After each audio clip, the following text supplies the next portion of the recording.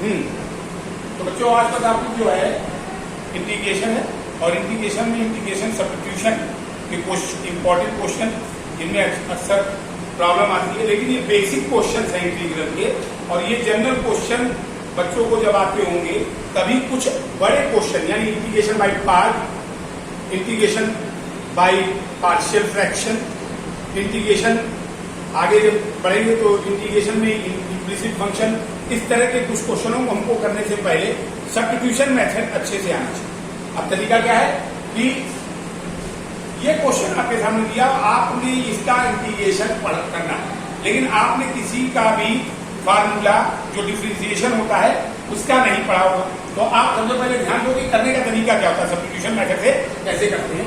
तो integration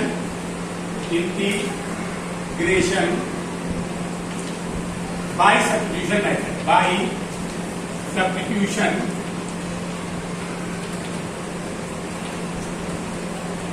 method, substitution method से कैसे इसको हम लोग काम करते हैं। तो देखो बड़ा सिंपल है, यहां पर आप जरा चेक करो कि रूट तो हम हटा नहीं सकते और साइन को अंदर भेजने से कोई फायदा नहीं है, तो हम क्या करेंगे, पहले इसमें से वन को बाहर, वन को कट करेंगे।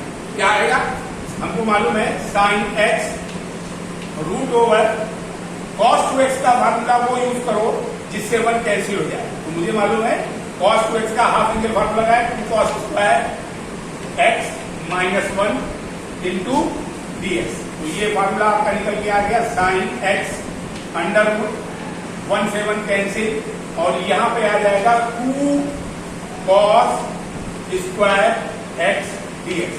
कॉस स्क्वायर बाहर आ गया यानी आ गया sign x into cos x, और रूट 2 बचा लो, इसको कांस्टेंट में बाहर ही, और ये आई इंटीग्रेशन हम कर रहे थे, आई इंटीग्रेशन था, तो क्वेश्चन हमारा आई बराबर root 2 sine x into cos. अब जरा जरा चेक करो, मैंने यहाँ पे कुछ क्वेश्चन लिख के रखे हैं और हमेशा इंटीग्रेशन एक दूसरे को कहीं ना कहीं मैच करते हैं अगले क्वेश्चन से। जरा चेक करिए, इस क्वेश्चन को देखिए और एक नंबर 40 लिखा हुआ है, दोनों सेम बन गए, यानी इसका मतलब यह दोनों क्वेश्चन एक ही मेथड से लगने हैं। बस क्या है कि ये 2 स्टेप पहले से दे दिया था और ये 2 स्टेप बाद का पार्ट है, यानी इस क्वेश्चन को हमको बताने की जरूरत नहीं पड़ी, आप अकेले इस क्वेश्चन को तरीका सब्स्टिट्यूशन में याद कर रखते, ऐसा सब्स्टिट्यूट करो वैल्यू, ऐसी वैल्यू को टी मानना चाहिए जिसका डिफरेंशिएशन इस क्वेश्चन में जरूर हो, तभी उसकी वैल्यू सब्स्टिट्यूट करने में आसानी से इंटीग्रेशन होता है। यानी हम क्या लिखते हैं, अगर हमने लिखा cos x बराबर टी, लेट कर लिया मैंने cos x बराबर टी, अब differentiate both the side with respect to x, differentiate both the side with respect to x, x से डिफरेंशिएट हो क्या आएगा, d over dx cos x बराबर d over dx of t, यानी cos x का है minus sign x, और इसको इधर भेज दिया dx बराबर dt बचा। ऐसा हमने क्यों किया, क्योंकि मुझे मालूम है अगर हम साइन x dx को लिखें तो माइनस dt वैल्यू आए, और ये पूरी वैल्यू हमको यहाँ लिखी दिख रही है, यानी आपने इसको माना था t, इसको माना था t, बचा गया साइन x dx। अगर आप चाहो तो इसको हम ऐसे लिख सकते हैं root 2 integration of cos x sine x into dx। अब इतने की वैल्यू आप सब्स्टिट्यूट कर दो, ये आई माइनस dt, और cos को माना था आपने t, यानी क्वेश्चन में चेंज आ गया और क्वेश्चन बदल के हो जाएगा रूट 2 इंटीग्रेशन ऑफ, ये आपका पूरा कन्वर्ट हो गया माइनस dt अपॉन नहीं, cos को माना था t, माइनस आगे लग गया t, यानी क्वेश्चन में चेंज आकर के बचाएगा हमारा रूट 2 माइनस का रूट 2 और ये t dt। बस अब आप इंटीग्रेट कर सकते हैं क्योंकि आपने t का पढ़ा हुआ इंटीग्रेशन, जैसे x का करते हैं, x का आता है x स्क्वायर अपॉन 2, वैसे t का आ जाएगा minus root 2 t square upon 2 plus c। अब वैल्यू सब्स्टिट्यूट करो, t आपने क्या यूज किया था, t आपने यूज किया था यहाँ पर cos x की वैल्यू यहाँ सब्स्टिट्यूट कर दी आपने, तो ये आपके पास आंसर आ गया minus root 2 cos square x upon 2 और प्लस ये आपका इंटीग्रेशन एक सिंपल पार्ट क्लियर। किसी डाउट? क्लियर हो गया? नेक्स्ट क्वेश्चन बताएं, ठीक है। अगला क्वेश्चन अब देखो आप, अगले क्वेश्चन को, ये 14 नंबर क्वेश्चन लिखा हुआ है आरएस का, ये है integration sine x cos x dx. अब आप ऑब्वियसली इसको कर सकते हैं आराम से, सेम तरीके से मेथड सेम लगेगा, आप उसको आराम से कर सकते हैं, कोई दिक्कत नहीं, ठीक है। अब बच्चों यहाँ देखो आंसर आपका आया है √2 cos square x upon 2 plus c आया, लेकिन हो सकता है आंसर आपका बुक में साइन के टर्म में दिया हो, तो आपको कैसे करना है साइन के टर्म में निकालने का तरीका। आपके पास आंसर था -√2 और ये आप बदल दो कॉस को sine, 1 minus sine square x upon 2 plus c.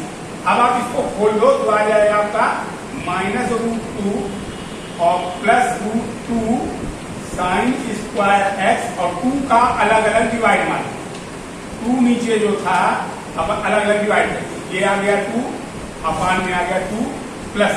अब आप देखो ये भी एक कांस्टेंट है और सी भी एक कांस्टेंट है, इसका मीनिंग ये निकल के आता है कि ये वैल्यू मर्ज हो जाती है कांस्टेंट में, और हम कांस्टेंट वैल्यू कभी भी इंटीग्रेशन में अलग से मेंशन नहीं कर सकते। आप इसको ये लिख सकते हैं अगले स्टेप पे कि अगले स्टेप पे आप इसको ऐसे लिख सकते हैं √2 sine square x upon 2 plus c minus √2 upon 2, और इस पूरे पोर्शन को एक नया कांस्टेंट नंबर आप दे दिया सी डैश, जो कि बदल जाएगा सी माइनस √2 अपॉन 2 में, यानी आपका आंसर आप इसको और सिंप्लीफाई कर दो √2 से √2 कैसे 1 upon √2 sine square x plus c dash. आप ये अगर आपको आंसर मैच कराना है तो आप आपका आंसर ये भी सही था और आपका आंसर ये भी सही, क्लियर है। इस तरह से सी कांस्टेंट में हम इसको कन्वर्ट कर सकते हैं। तो ये क्वेश्चन आपका हो गया। अब एक क्वेश्चन ये नया 31 बताए जा रहे हैं, जरा चेक करो बच्चों।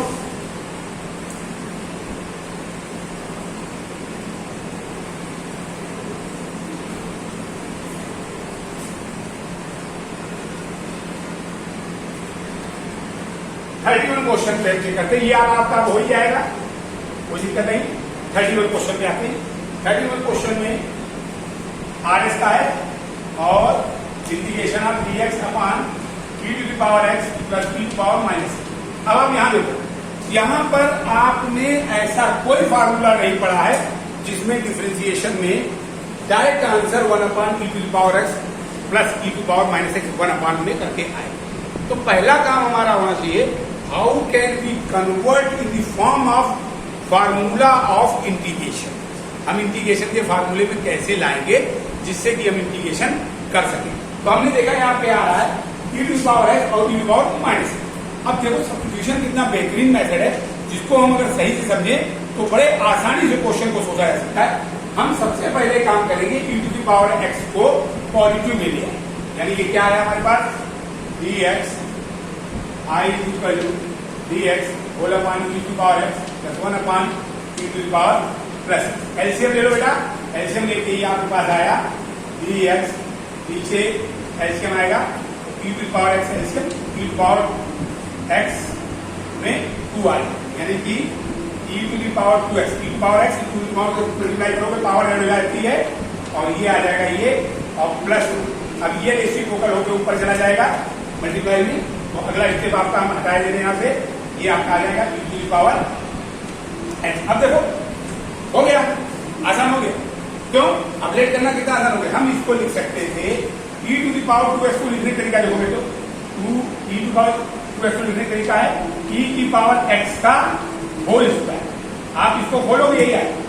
अब आप इसका मतलब ये होगा कि हम यहाँ पे इसको एज्यूम करते हैं, ये 2 हटा करके इसको ऐसे, कोई प्रॉब्लम नहीं। अब आप देखो लेट करते हैं, लेट e⁻x बराबर t differentiate both the side with respect to x, यानी e⁻x dx बराबर dt। अब आप देखिए कितना आसान होगा, e⁻x dx, इसकी वैल्यू आपके पास आ गई dt, और नीचे आपने एज्यूम किया था e⁻x को t, यानी क्वेश्चन बदल हो गया dt अपॉन t² प्लस 1। और सबको मालूम है ये फार्मूला होता है 1 upon x² plus 1 tan inverse x का, यानी ये क्वेश्चन चेंज होकर के आंसर आ जाएगा tan inverse t plus c. T की वैल्यू डालो, ये आपने माना था टी टू द पावर, यानी answer will be tan inverse t to the power x plus c. This is the answer. समझ में आया बच्चों? क्लियर है? कॉपी कर सकते हो आप। और उसके बाद नेक्स्ट क्वेश्चन हम समझाने आ रहे हैं।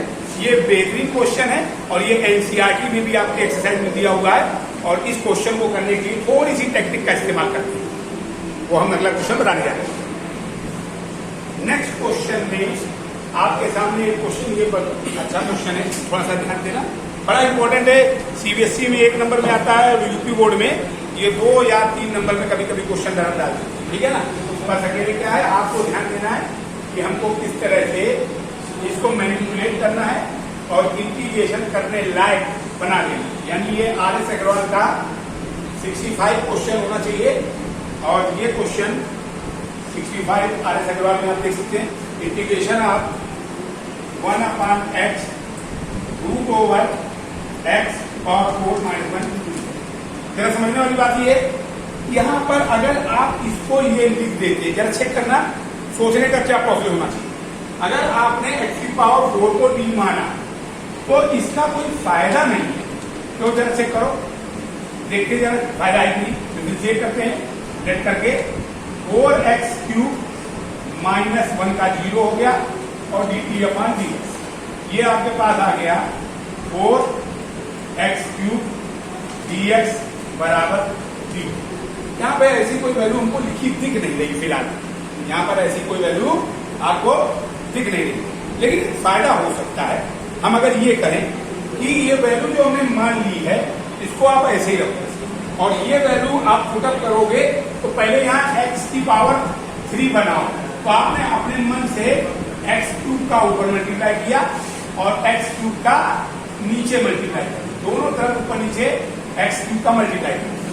अब यहाँ पे जरा देखो, ये है आपके पास x³ dx बराबर dt/4, और यहां पर जरा ऊपर देखो, अभी आपके पास इतना पोर्शन dt/4 तो बन गया, और ये आपकी पावर बन जाएगी x² पावर 4।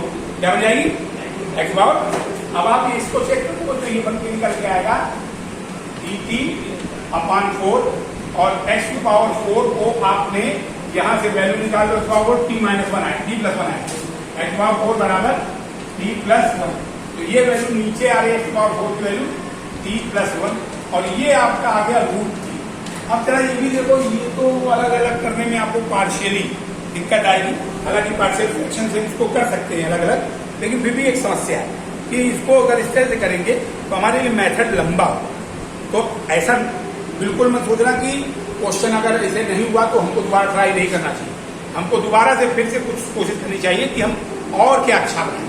चेक करते हैं दोबारा से, अगर हम एज्यूम करते हैं कि हम इसको क्या मान सकते थे, तो एक तो मेथड ये हमारे लिए थोड़ी प्रॉब्लम क्रिएट कर रहा है, तो इसको हमने कट कर दिया, इसको हम यूज नहीं करें। दूसरे मेथड में चेक करते हैं कि और क्या बना सकते हैं, और बनाने के लिए ये आपके पास x। अब आप जरा इसको ऐसे integration of x dx whole upon x √x² को लिखो x² माइनस, क्या मान लिया? x²। अब आप चेक करो जरा इसको, x² को जरा t माने तो क्या है, x² बराबर t में चेक कर लिया। अब ये आएगा 2x dx बराबर dt, यानी x dx equal to dt/, ये यानी कि x dx की वैल्यू आ रही है dt, तो यहाँ पर x है नहीं, तो आप x को मल्टीप्लाई कर दो ऊपर नीचे x, और नीचे भी x का मल्टीप्लाई कर दिया, तो ऊपर आपके पास हो गया x dx की वैल्यू आ गई dt/2, 2 को आगे तो कांस्टेंट है, और x² जो बनेगा जाकर के उसकी वैल्यू t, और अंदर आ गया t² माइनस। अब आप देखो ये इंटीग्रेशन में किसी का फार्मूला है, ये किसी का फार्मूला होता है बच्चों, तो सेक इनवर्स x का होता है, यानी सेक इनवर्स t का, यानी आसानी से हम समझ गए ये सेक इनवर्स t होगा और प्लस c होगा, t की वैल्यू सब्स्टिट्यूट कर दो 1/sec², और ये t जो बनेगा जा करके वो आपने माना था x², सेक इनवर्स t की वैल्यू एक्स स्क्वायर प्लस, और इसका आंसर ये आपका निकल के आ गया। ये सोचना पड़ता, थोड़ा सा सब्स्टिट्यूशन मेथड में कभी कभी प्रैक्टिस करते समय एक आध बार कुछ क्वेश्चन चेंज आएगा, आप परेशान न हो, उसको दोबारा सोचो कि हम कौन सा ऐसा फार्मूला बना रहे हैं इंटीग्रेशन का जिसका हम इंटीग्रेशन आसानी से कर सकते। समझ में आया जो? नोट कर सकते हो आप बेटा। Next question, integration of q to the power 2x upon q to the power 2x upon q to the power 2x, q to the power 2x और -2 नीचे है ये पावर। आप इसमें बड़ा इजी है, बहुत सिंपल है, इसमें कहीं कुछ नहीं करना आपको। e to the power 2x को आप t मान लो, पूरा पूरा आप पूरा पूरा t मान क्या मान लो, तो इसका डिफरेंशिएशन 0 हो जाता है ना। जब भी कभी ऐसा हो तो कांस्टेंट को भी मान लेना चाहिए, ये बराबर दिया। तो इसका इंटीग्रेशन डिफरेंशिएशन करेंगे with respect to x, with respect to x अगर डिफरेंशिएट करेंगे तो क्या आएगा, e to the power 2x का e टू पावर 2 और 2x को दोबारा करोगे 6 टू से तो आएगा 2 और इसका 0 हो गया बराबर dt अपॉन dx, यानी e to the power 2x को यही रहने दो, dx को इधर ले आओ तो ये आ जाएगा dt अपॉन 2, यानी आपके पास क्वेश्चन बन गया। क्वेश्चन में सब वैल्यू सब्स्टिट्यूट करेंगे तो आपने e टू पावर 2x को माना था इसको, यानी e टू पावर 2x को मानना था आपने t, तो इससे निकाल लो इसकी वैल्यू t प्लस 2 आएगी। अब यहाँ पे वैल्यू सब्स्टिट्यूट करते हैं, e to the power 2x की वैल्यू है t प्लस 2 अपॉन में आपने माना था t और ये आ गया dt अपॉन 2, 1/2 जो आगे t का अलग अलग डिवाइड कर दो, 1/2 1 प्लस 2 अपॉन t और dt, बस। अब आप जो है इसमें चेक कर लो कि कहीं पे हमने कोई मिस्टेक तो नहीं की, इसको t माना था, इसको t लिख दिया।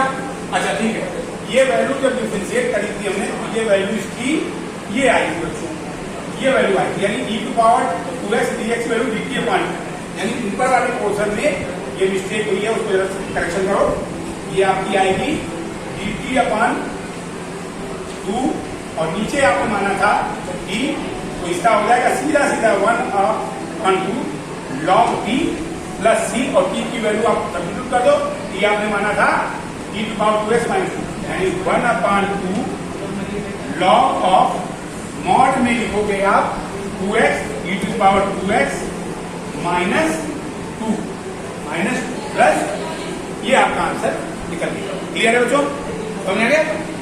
अब इस क्वेश्चन को अगले पार्ट में बताएंगे, अगले पार्ट का वीडियो आप ध्यान रखना, उसमें आपको इस क्वेश्चन का भी आंसर, ठीक है।